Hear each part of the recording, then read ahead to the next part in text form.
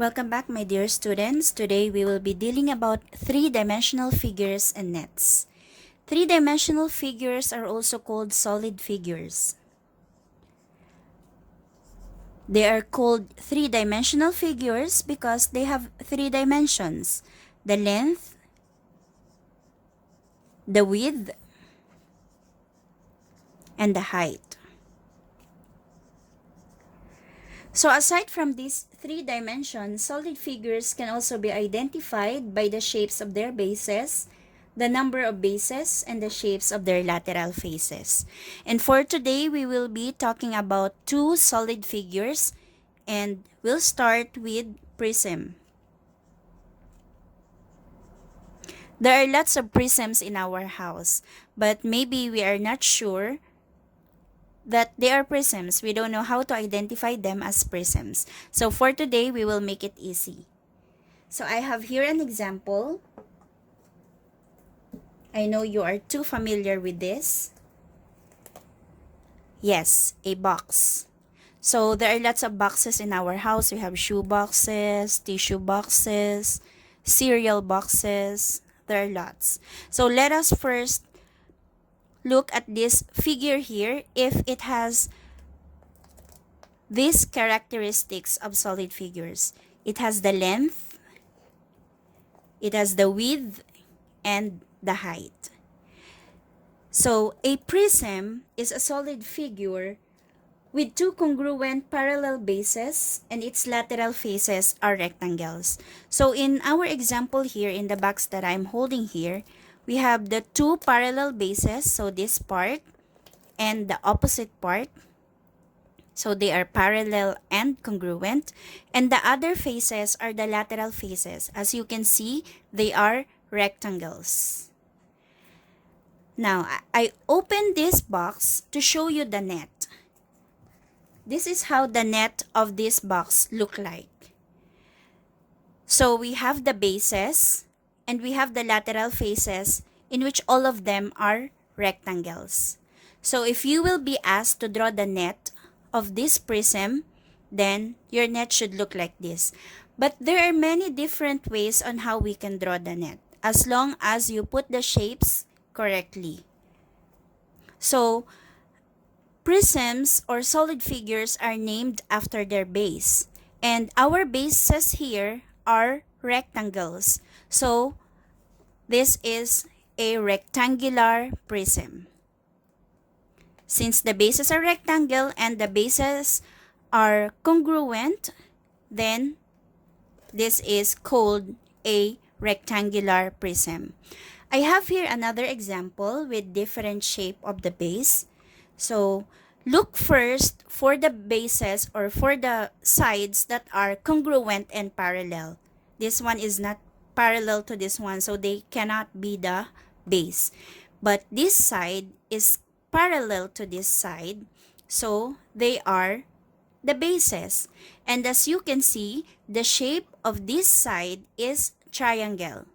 Since we have parallel sides that are congruent and the shape of the base is triangle, then this is called a triangular prism. So after looking for the base, so we know that they're triangles, so triangular prism, check if the lateral faces are rectangles. And yes, they are rectangles. So these two examples that I showed you here are examples of prisms. And if we open this triangular prism, our net will look like this one. Let's try to open it to show the net. So this is what the net for a triangular prism look like. So just like what I told you, the net can be drawn in different ways as long as you put all the faces, all the sides shapes correctly. So here we have the two triangles that made up the bases and the rectangles that made up the lateral faces. Another type of solid figure is a pyramid.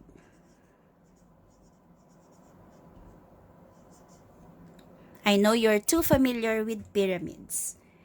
A pyramid is a solid figure with a polygon-shaped base and triangles for lateral faces. So from what we discussed a while ago, we know that the lateral faces of prism are rectangles. In pyramids, the lateral faces are triangles. So like prisms, pyramids are also named by the shape of their base. And a pyramid with a rectangle for a base is called a rectangular pyramid. So if it's a pyramid, then the base is just one.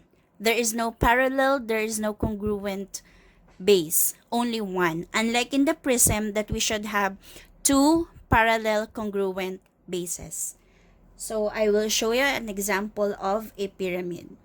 So this one here is a pyramid. We only have one base. This one. There is no base parallel to it. So it's a pyramid.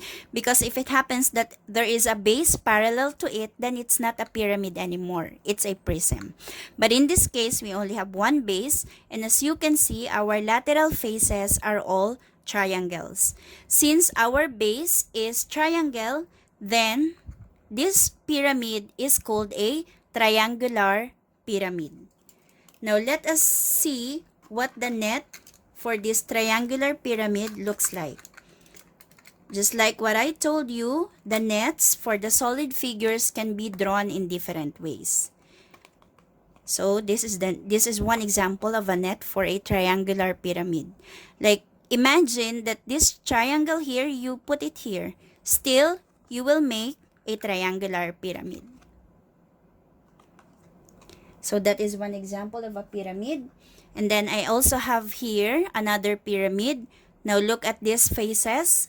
They are all triangles. And let us look at the base. So the base is a square or a rectangle. So if the base is a square, then it is a square pyramid. Or it can also be called a rectangular pyramid. So if you are going to answer questions, it could be square pyramid or rectangular pyramid. When you are using sharp objects, be sure that an adult is helping you because it's dangerous to use sharp objects. So this is an example of the net of a square pyramid.